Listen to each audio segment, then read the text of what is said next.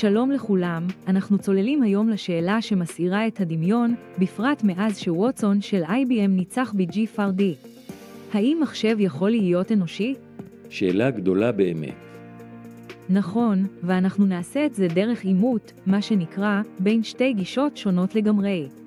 יש לנו מאמר של הווארד רכלין מ-2012, ותגובה של הנרי שילינגר מאותה שנה.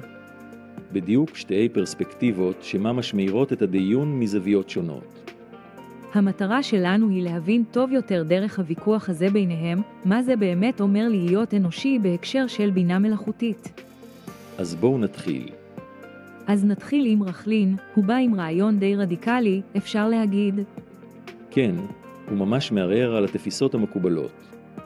הוא טוען שאנושיות זאת לא קשורה לחומר, לא משנה אם אתה עשוי מפחמן או מסיליקון. וגם לא איזה אני פנימי כזה, נכון? איזו מהות נסתרת. בדיוק, מה שקובע לשיטתו זה פשוט התפעול. איך אתה מתפקד בחברה ולאורך זמן. זאת אומרת, אם מכונה, נגיד ווטסון 2, תתנהג כמונו, תפגין רגשות, תבודעה, כאב, באופן עקבי, אז היא אנושית? כן, הוא אפילו נותן את הדוגמה הזאת של דולי AI הרובוטית. ותחשוב איזה יופי אם לרובוט היה דמיון, רק שלא יתאהב בי פתאום. כן, הניסוי המחשבתי. נכון, היא מתנהגת שנים כמו אדם אוהב, ואז מגלים שהיא מכונה. האם זה משנה משהו?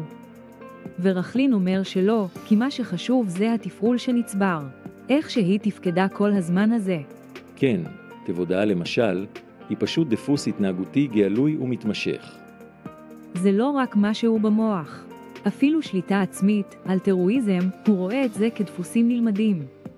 אוקיי, וזו בדיוק, אבל בדיוק הנקודה שבה שילינגר נכנס לתמונה ומאתגר.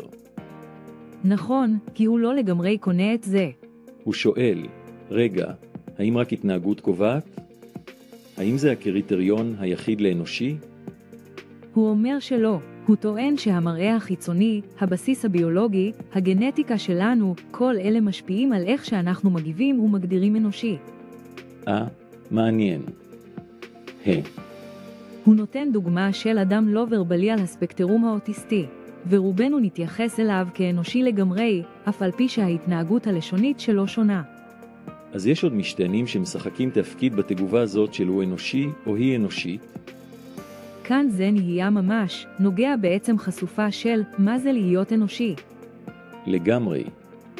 ומה שמרתק פה, לדעתי, זה שמעבר לשאלה אם ווטסון יכול או לא יכול להיות אנושי. עצם הדיון הזה, עצם העימות הזה בין רכלין ושילינגר. מה הוא בעצם מלמד אותנו על איך אנחנו מגדירים אנושיות? נכון, זה מאלץ אותנו להסתכל פנימה. בדיוק. האם באמת מספיק להתמקד רק בהתנהגות הנצפית, כמו שרכלין מציע, או שאנחנו מפספסים משהו מהותי, משהו שקשור לגוף, להיסטוריה, לחוויה הפנימית? כמו ששילינגר רומז. ואיך זה ישפיע על העתיד?